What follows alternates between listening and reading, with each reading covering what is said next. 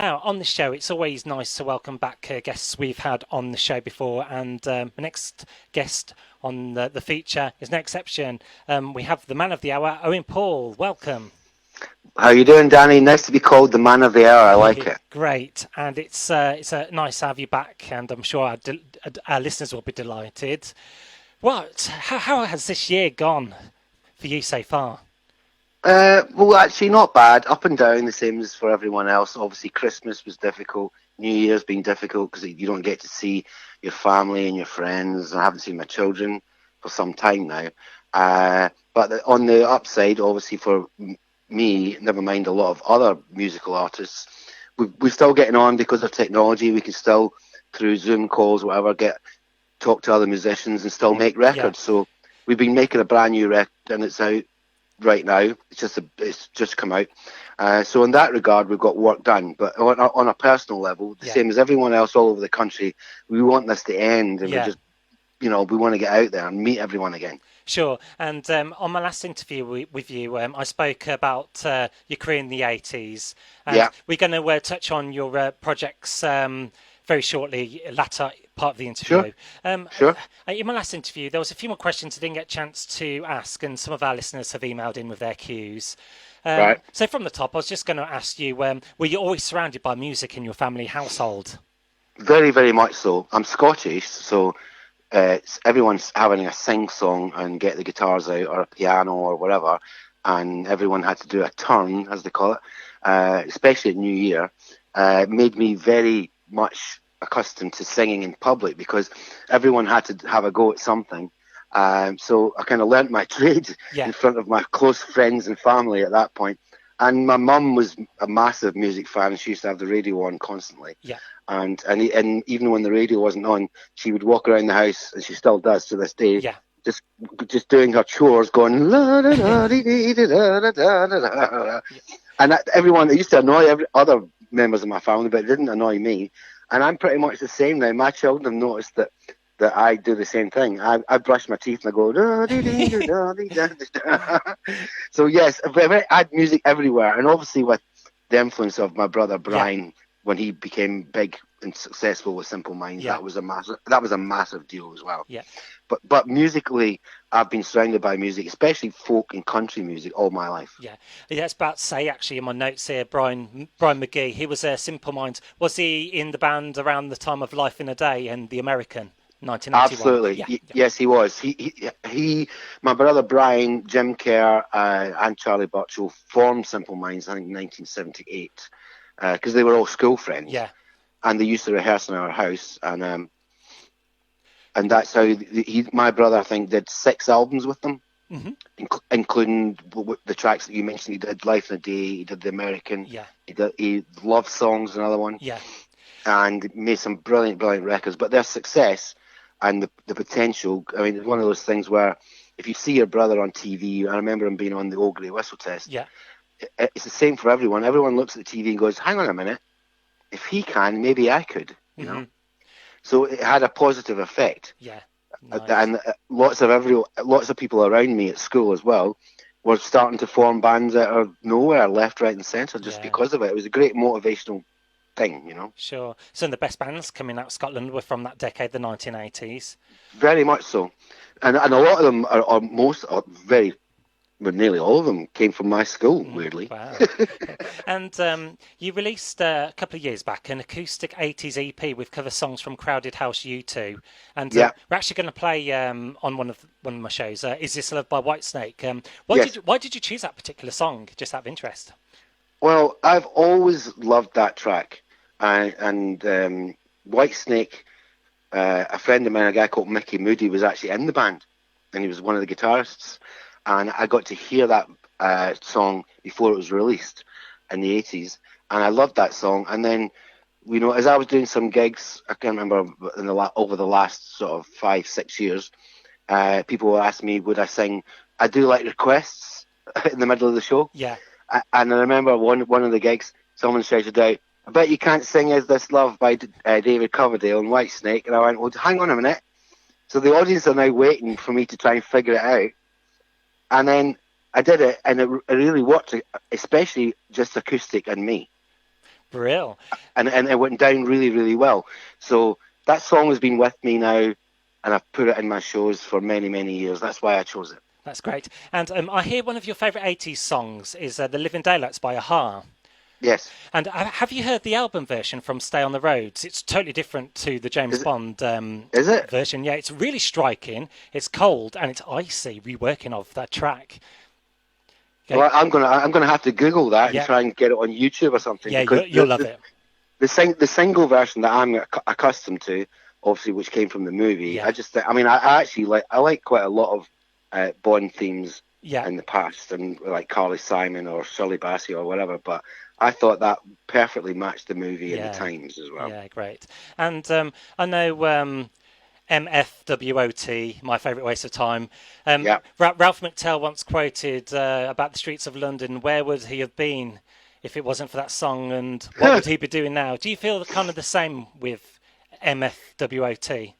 Yes, I think, for a long time, especially after its massive success and how famous I became during that time, but it was also a double-edged sword, and it became a problem for me because it was such a poppy record that my record company wanted to make pop records and nothing else. Yeah, So that became quite difficult. So for a few years after that time in the 80s, I kind of didn't want to be Owen Paul, and then I kind of grew up and got over myself. And I thought, you know what, it's a fantastic record. I'm very, very proud of it. And then when you do 80s festivals, if you play like Rewind or the Let's Rock, and you sing it in front of 25,000 people, and they can sing it word for word, and you don't realise how much it means to them, yeah, then there's, it's the most incredible feeling. So, yeah, for example, if I get announced to walk on at a festival after Lamal or the Thompson Twins or something, and the opening bit is "Your Man," and then 25,000 people sing it back to you. good The next feeling. bit, Yeah, it's incredible. yeah, It's absolutely incredible. So I'm very, very proud of it. good for you. And my favourite waste of time, I've just discovered there's a 12-inch jumbo mix of it. There is. And what gets me about that song, there's lots of interesting sounding instruments on that mix. I think I heard a didgeridoo, Yes, you did. a castanet, and the saxophone. Yes, you did. You're probably the first person that's ever asked me about the didgeridoo. And when we were doing, when we used to do 12 inches, it's not like now where with technology you can sample a sound and then add it. Then you had to create the sounds yourself because it was all on tape. It wasn't on digital formats. And I remember, because we were extending the song from whatever it is, 3.5 minutes to something like 8 minutes, I remember virtually saying to someone in the studio, you know what, we should just put everything but the kitchen sink into this. And someone said to me as a joke, I bet there's not a didgeridoo in there. I really enjoyed it. I was walking today and I had it on, and it's totally different to the radio edit. I do recommend the listener to check it out. I have to tell you though, trying to track down someone who could play a didgeridoo wasn't so easy. Yes, yes. And I read that you run a successful ballroom and Latin dancing club. What was that like? Yes, well, it was when I sort of drifted away from being a pop person or a performer, even though I was still writing and recording and whatever. I just wasn't releasing anything. So I did many jobs. One of them was me and a friend of mine ran a ballroom dancing club in the West End of London, in Leicester Square, and it was the most lovely thing. It was like tea dances, right? So it was people from the 30s. Who at the time we were running it in the 90s, who are now in their latter years, and they might have lost a partner, and it was somewhere for them to come and socialise and to dress up to go to. And I really liked that part of it, and some of the music's brilliant as well. So I got to discover music by Matt Monro, for example, nice. Who's a brilliant singer. Yeah. For example, From Russia with Love, which is incredible, especially as we were talking about Bond themes. Yeah. And but the most important part for me when we ran the Ballroom Dancing Club was not so much the music or the dancing. It was that it allowed lonely people to have somewhere to go and people to meet and to interact and socialise. And I'm very proud of that. Yeah, great. Bit of community spirit then. Exactly. Yeah. And I wanted to ask, what's your favourite kind of Latino dance? Tango, salsa, rumba, samba, list goes on. And would you do Strictly Come Dancing if they offered? Well, for me, I like the Viennese waltz. I think it's beautiful. But for the Latin America stuff, definitely the rumba. That is my favorite one. Nice. I've actually got some tracks of mine from a previous album that you can do a fantastic rumba to. Cool. And as for Strictly, I don't think they would ask. I'm probably overqualified, and I would win it hands down. Yeah, that's a spirit. And what was it like working with Swedish club DJ Stonebridge? I'm a fan of theirs, and Damien Hall on the remixed song, amazing. Yeah, it was like an incredible thing. I mean, even to be involved with a guy as successful as that, and as you know, as I've mentioned before, I think in the previous interview, most of my songs are very folky and basic, like country songs. And the song "Amazing" was again one of those.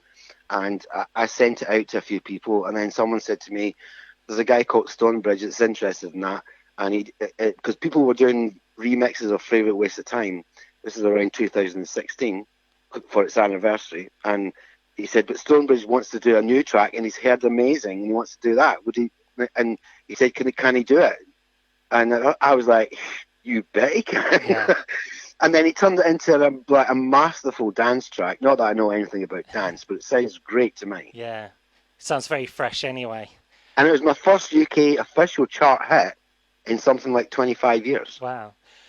Impressive. And onto your new single now, "Sparkle in the Rain." Yeah. I've got it says here described as a country ballad. Is it very meaningful? Can relate to it? Well, I like to hope so. Yeah. I mean, for me, I like to, I don't like to make a record with just a bunch of any words and any notes just because they sound nice, even though I think that's important. I always like to, I create tracks that in my head, first and foremost, about subjects that I care about. And I'm just trying to share my thoughts and my ideas.